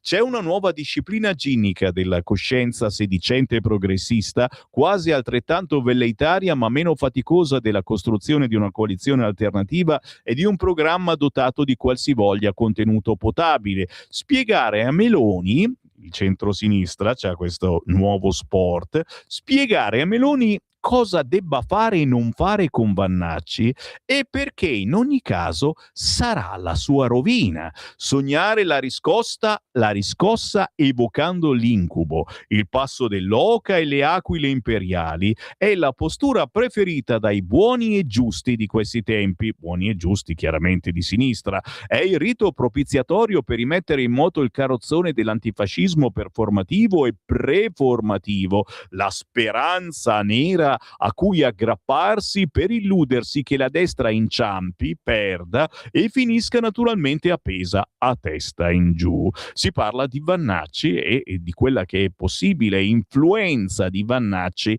all'interno della coalizione di centrodestra. Traffico di migranti tra Tunisia e Pantelleria, scacco ai traghettatori. Pagina 14 del Tempo, sgominata l'organizzazione criminale che gestiva le traversate. 6 stranieri in carcere, per altri 4 è scattato l'obbligo di dimora. Giro di nuovo la pagina, tra pochissimo è in arrivo il Qui Parlamento.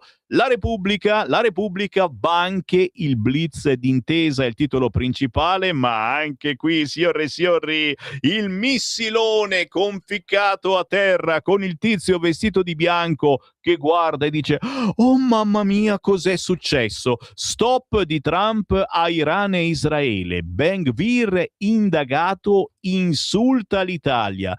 Che cosa ha detto Ben-Gvir? E ce lo dice a pagina 8 Repubblica, eccolo qua. Flotilla, Ben-Gvir indagato a Roma, insulta l'Italia, paese delle ciabatte.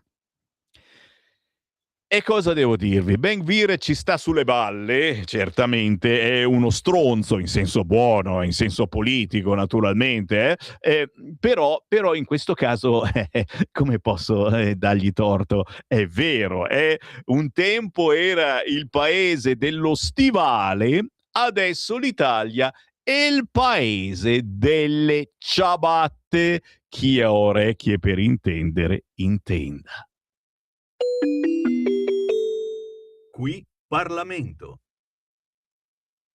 Grazie signora Presidente. Vabbè, colleghe e colleghi, lasciamo perdere inutili polemiche, entriamo nel merito. Perché questo provvedimento è opportuno e giusto? Perché tutela i nostri giovani e li tutela in un ambito particolarmente sensibile che è quello della sfera sessuale. Ma perché questo è un ambito meritevole di particolare attenzione e così sensibile? Così sono ambiti di particolare attenzione meritevoli di tutela particolare i dati sulle opinioni politiche, sulle opinioni religiose, la sanità, l'etnia. Tutto nasce dal diritto alla privacy. Diritto è concetto ambivalente, diritto è concetto liberale.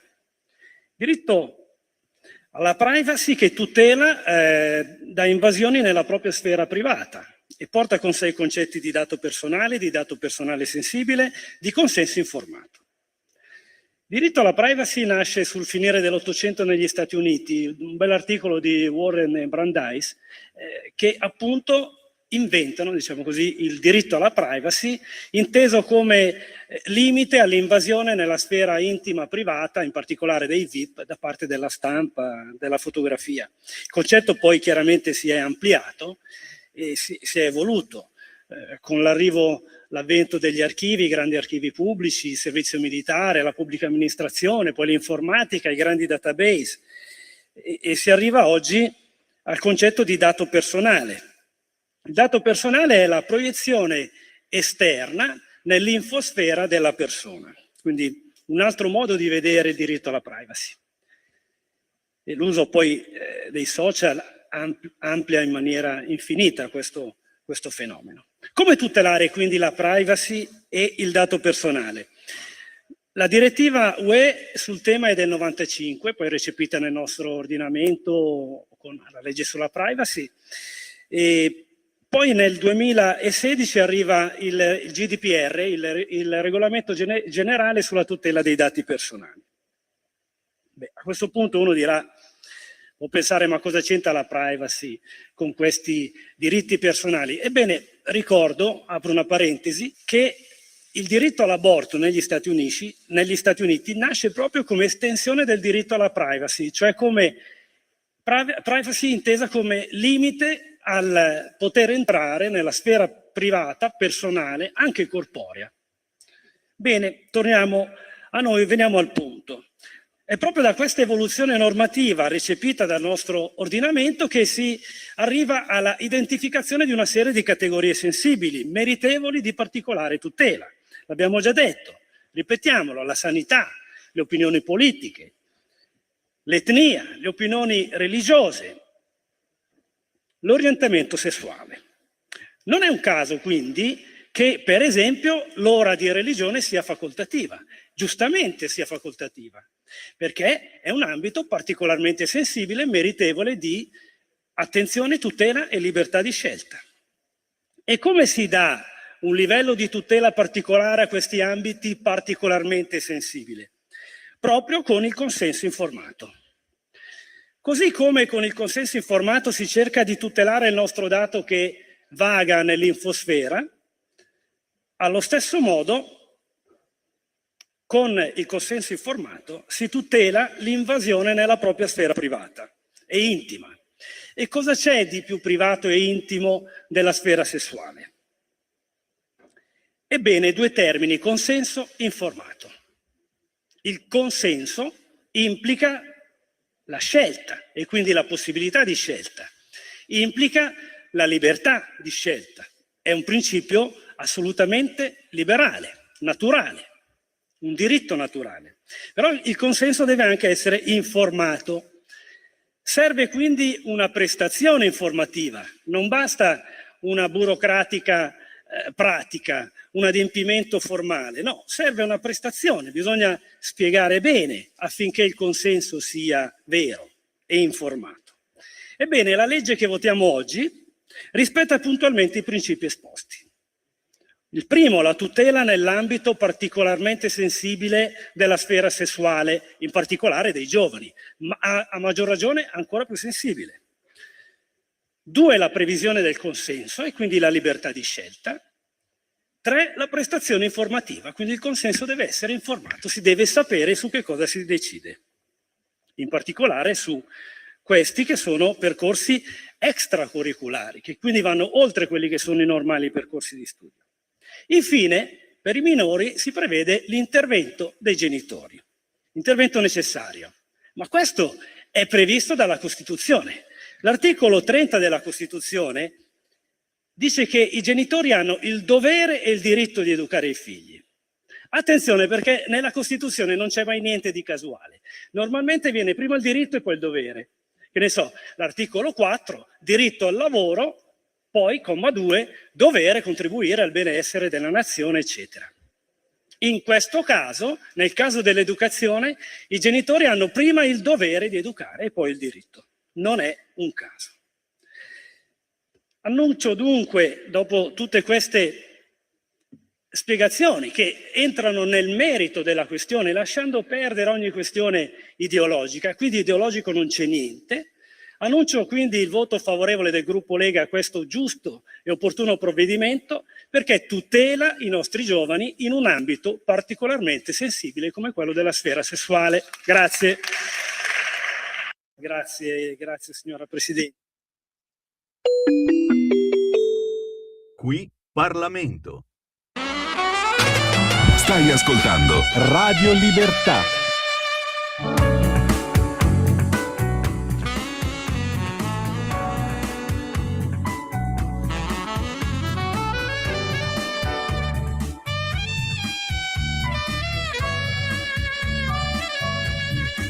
C'è un soffio d'oro dentro la notte, una voce che nasce e poi si spegne a gocce, ogni nota scivola piano, come un segreto stretto nella mano, le luci tremano sui marciapiedi, mentre il tempo ascolta ma non chiedi, il fiato diventa melodia, un battito lento, una poesia, e respiro suoni, non parole, tra lampioni e mille amori, ogni vibrazione parla di me, di quel che ho perso, di quel che c'è, e non ho bisogno di spiegare, mi basta solo continuare e lasciare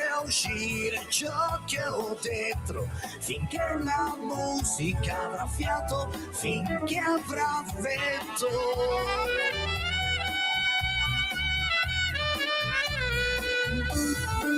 Ci sono sere piene di fumo e sogni che svaniscono in un profumo, gli occhi chiusi, l'anima in corsa, ogni noto una strada che mi sforza, sono la vita senza promesse, tra le ferite e le stesse carezze, il pubblico cambia ma resta in me, quel solo caldo che sa di te, e respiro suoni, non parole, tra lampioni e mille amori, ogni vibrazione parla di me, di quel che ho perso, di quel che c'è, e non ho bisogno di spiegare, mi basta solo continuare e lasciare uscire ciò che ho dentro, finché la musica avrà fiato, finché avrà vento.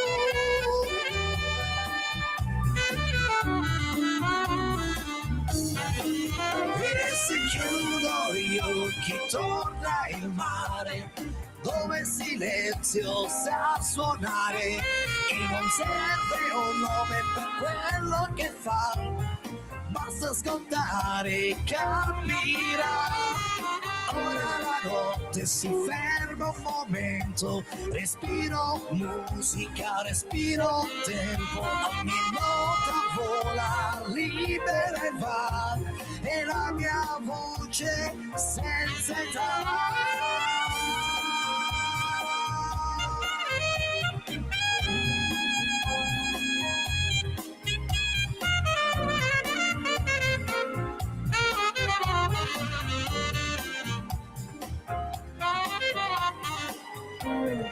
Questa è la musica che ci piace, quella positiva, quella che ci regala belle emozioni, che ci fa sognare portandoci verso l'estate, verso la bella stagione, un bel weekend sui prati. Cosa penso sempre a quelle cose? Il suono che respiro, la canzone che abbiamo appena ascoltato di Roberto Colletti, cantautore, intrattenitore e cabarettista, si esibisce come frontman con grande carisma e presenza scenica, ma soprattutto questo pezzo, un'apertura musicale bellissima. Roberto Colletti, il suono che respiro per respirare aria pura e per farsi, perché no, una bella giornata sul prato facendo il picnic giusto, con qualcosa di buono da mangiare, una bella insalata o magari semplicemente una bruschetta. Che cosa ci mettiamo sulla bruschetta? Ci dà consigli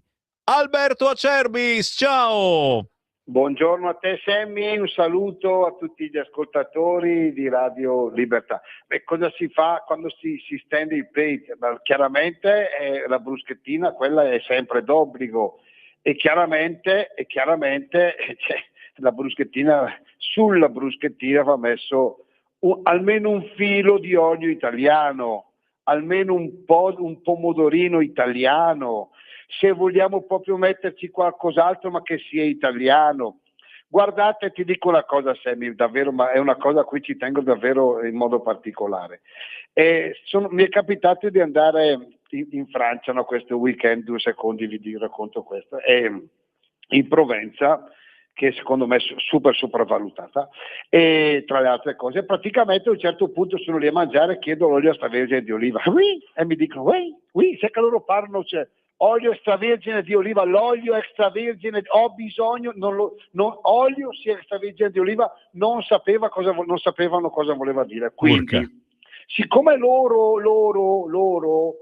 i siori, quelli lì loro, quando vengono qua, poi io parlo di Brescia perché sono qua sul Garda, è quando da settembre in primavera, sì, ma l'olio, l'extravergine di oliva è uguale all'altro, ma sì, ma perché dobbiamo fare queste differenze? Però quando vengono qua in frantoio, nei nostri frantoi, è qua se la spassano alla grande. E sì che lo chiedono l'olio extravergine di oliva. Quindi, siccome l'Italia, vi do un dato, non produce abbastanza olio extravergine di oliva per il proprio fabbisogno, noi non produciamo abbastanza, e magari se fossi io al governo, un qualcosa per produrne un po' di più lo farei, come hanno fatto gli spagnoli 20 anni fa. E quindi chiaramente qualcuno legge olio del contadino, e questo qua, quello del contadino è nostro, Mare Nostrum è nostro, oppure olio del Mediterraneo, no? Sembra l'Italia, guarda sul Mediterraneo, voi quando sia olio italiano, ma anche la Tunisia, ma anche la Grecia, ma anche la Spagna guardano sul Mediterraneo. Quindi occhio, FBL sulle etichette devono scrivere fa balà luc. Allora, se volete, perché noi non ne abbiamo quasi più, quest'anno abbiamo fatto poco, ma la richiesta sta andando oltre le nostre possibilità produttive, 6 bottiglie, 12 non posso, 6 bottiglie da 1 litro di un olio estratto a freddo, da olive italiane, certificate, imbottigliamo quando voi ce lo chiedete. Anzi, tu pensa, Sammy, che io ho già famiglie che prenotano l'olio per settembre. Noi agosto non consegniamo, dopo agosto c'è l'ira di Dio, perché tutti sono senza olio.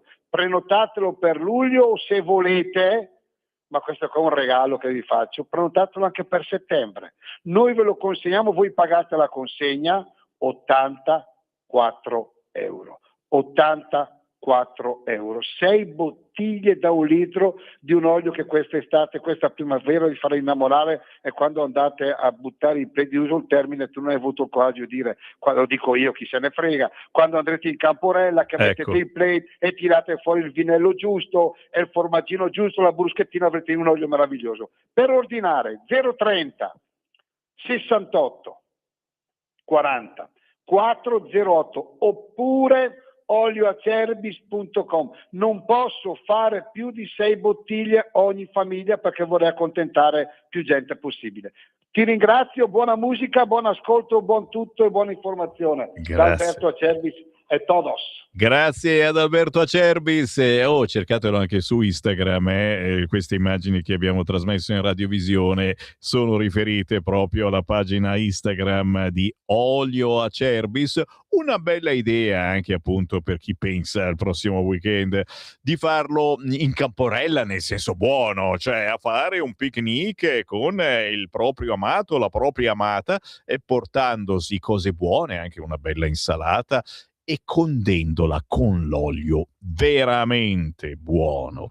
9 minuti dopo le 9 del mattino, il buongiorno si sente da Sammy Varin. Sono proprio io in diretta nazionale ogni mattina 7:30, 9:30, poi 11:12 con la rassegna stampa che dà molto spazio ai vostri messaggi WhatsApp arrivati al 34067 09 659. Buongiorno, la mia idea per quel che può valere sulla scelta di un possibile sindaco per Milano: sceglierei una persona, sia uomo o donna, che sia soprattutto veramente onesta moralmente, che non si schieri sempre verso la parte politica da cui proviene. Forse non esiste, guardando il sindaco che hanno i milanesi adesso? Salutoni, Pina da Monza Brianza. E infatti non ci hai dato nessun nome. Sammy, chi vuoi che si rovini politicamente con una città ormai ingovernabile come Milano? Tanta da da. Casini? Basta, scrive Pietro. Sammy caro, Gerry Scotti è talmente grato a Mediaset, che lo ha e lo foraggia profumatamente da sempre, che probabilmente sarebbe costretto ad emulare Forza Italia e quindi non certo la Lega. Penso che purtroppo non ci converrebbe, perché non ne perorerebbe le necessità nostre, le nostre proposte di buonsenso. Grazie Luciana da Muggio. Questo perché la Lega sta pensando di fare dei gazebo nei prossimi weekend per la proposta: qual è il vostro sindaco di Milano? Quale sarebbe il vostro sindaco preferito? Gazebo proposto dalla Lega, visto che il resto del centrodestra le primarie non ci pensa neanche, hanno altro a cui pensare. Beati loro. Anche noi abbiamo altro a cui pensare, siamo pericolosamente sul quotidiano La Repubblica, che però a un certo punto parla delle Cinque Terre con un bell'articolo, paginone su Repubblica, pagina 31. Così le Cinque Terre sfidano il mare che ruba le spiagge. Per uno studio europeo, l'acqua salirà a 1 metro nei prossimi decenni. Monterosso e Vernazza le più esposte, in pericolo anche la ferrovia. Ora c'è un progetto per spostare in quota sia le infrastrutture sia le case. Ne parla con una ricerca Michela Bompani, quest'oggi sul quotidiano La Repubblica, che parla anche di caro bollette. A luglio arriva il piano europeo contro il caro bollette, meno tasse sull'elettricità, anticipa pagina 38 Repubblica. Il regolamento della Commissione UE: i paesi devono rendere la corrente più conveniente del gas. Lo shock energetico ha colpito di più regioni come l'Emilia-Romagna, Veneto e Sicilia, meglio Val d'Aosta che ha più rinnovabili e Piemonte. Insomma, scrive Rosaria Amato oggi su Repubblica, bollette più leggere grazie a una tassazione dell'elettricità più favorevole rispetto al gas naturale e alla riforma degli oneri di rete. La Commissione UE sta preparando un regolamento sulle bollette energetiche atteso a metà luglio. Quando arrivano nuovi regolamenti tremiamo. Giro sul quotidiano Libero, che vi dicevo ha come titolo principale le carte che inguaiano Travaglio, ma di questo parlano oggi tutti i quotidiani, e subito a pagina 2 attacca Libero: grave danno economico dalle falsità su Minetti, così Cipriani chiede 220 milioni al quotidiano Il Fatto Quotidiano. Persino l'ANM scarica il quotidiano Manettaro: inchieste siano corrette, stima per la procuratrice. Ma poi cambiamo subito argomento e andiamo a pagina 6. Ai ballottaggi nei capoluoghi finisce 3-3, il centrodestra strappa Lecco alla sinistra, vittorie a Macerata e ad Arezzo. All'interno ci sono anche altre segnalazioni minori che però sono interessanti. C'è la mosca dei castelli romani. Per la prima volta Genzano va a destra. Voltare pagina è stato lo slogan che ha accompagnato Fabio Papalia durante tutta la campagna elettorale, che l'ha portato a essere il nuovo sindaco di Genzano in provincia di Roma. La città ha deciso di voltarla davvero la pagina, eleggendo il primo esponente marcatamente di centrodestra della sua storia. Invece a Molfetta tornano i vecchi comunisti, eletto uomo di Rifondazione. Queste alcune curiosità sul quotidiano Libero, che a un certo punto mette questo articolo: Vannacci è ininfluente. A Vigevano, Forza Italia e Fratelli d'Italia vincono con il 57%.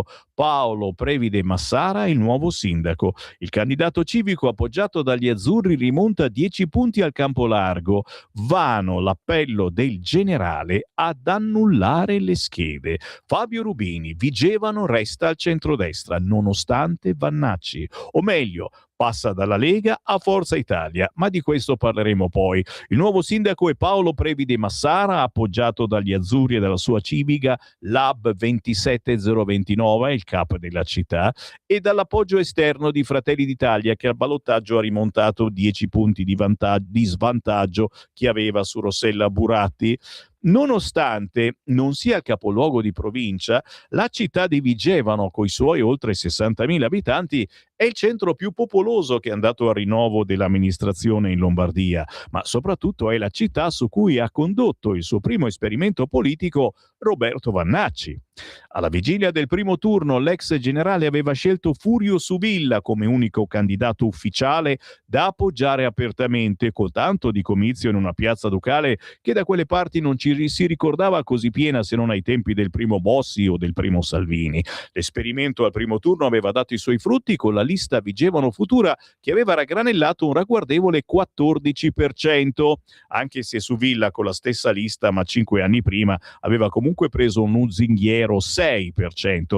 Il cortocircuito però è arrivato al ballottaggio. Il centrosinistra era avanti di una decina di punti. Dovendo decidere cosa fare, Vannacci ha fatto la scelta peggiore. Ha invitato i suoi elettori a votare scheda bianca o ad annullarla. In pratica una diserzione dalla scelta del sindaco. Tattica pessima, visto che ieri sia le schede bianche sia le nulle si contavano sulle dita di due mani. E a giudicare dal risultato finale appare chiaro che anche i simpatizzanti vannacciani, oltre a una parte di quelli di Lega e Fratelli d'Italia, non hanno seguito le indicazioni dell'ex generale e hanno contribuito al ribaltone. Insomma, se la prima per Vannacci era stata buona, la seconda no.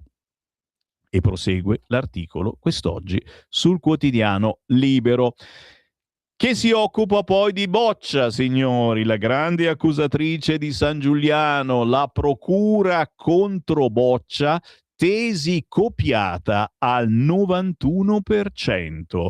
Scoppiazzato. I PM napoletani chiudono le indagini sulla tesi dopo la denuncia dell'Ateneo Pegaso. L'imprenditrice Pegaso: non è una condanna, su di me interesse smisurato. Se vi interessa, Tommaso Montesano ne parla un paginone infinito a pagina 9 di Libero. Più interessante invece il caso del transgender nel partito di Vannacci.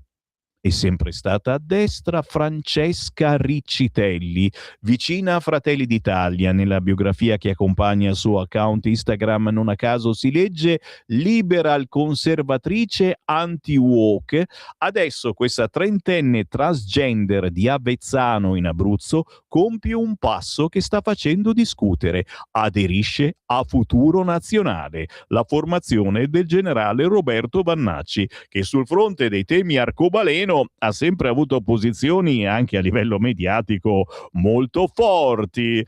Prosegue il trafilone quest'oggi sul quotidiano Libero. Alle 9:18 io apro anche le linee. Dai.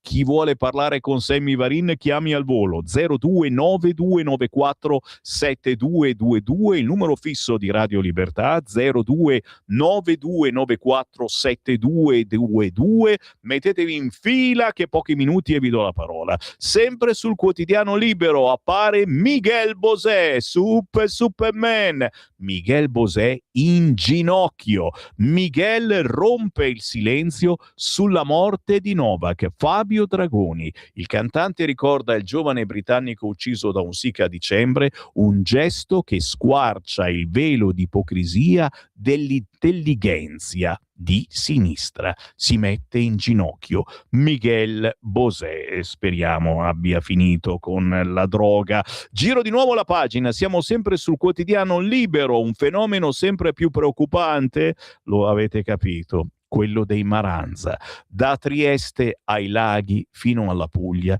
serate estive ostaggio dei Maranza. Nel capoluogo friulano risse continue, residenti esasperati. A Luino, in provincia di Varese, il sindaco chiede al prefetto tolleranza zero. Il procuratore minorile di Bari: si sentono intoccabili. Simona Pletto ne parla a pagina 16 oggi sul quotidiano Libero. Nell'Italia che negli anni '80 rideva dei tamarri di Diego Abatantuono in Eccezionale Veramente o dei vacanzieri coatissimi di Jerry Calà in Vacanze di Natale, il bullo da spiaggia era una macchietta da cinepanettone, catena d'oro, stereo a tutto volume, spacconeria e poco altro. E vi ricordate, era proprio Giovanotti forse il primo che li ha chiamati Maranza, ma in senso buono, non erano pericolosi. Beh, oggi quella caricatura è diventata qualcosa di molto diverso, più feroce, più imprevedibile. In Maranza, felpe nere, trap sparata dagli smartphone, coltelli in tasca e video sui social sono ormai un'emergenza di ordine pubblico che attraversa l'Italia da nord a sud, al punto da spingere diverse questure a introdurre sorveglianze speciali, DASPO urbani, perfino divieti di utilizzo dei social network. Ne parla quest'oggi il quotidiano Libero. Ho aperto le linee, chi vuole parlare con me chiami in questo momento 0292947222. A voi la parola. Pronto? Sì, buongiorno, mi senti? Ciao, Ciao.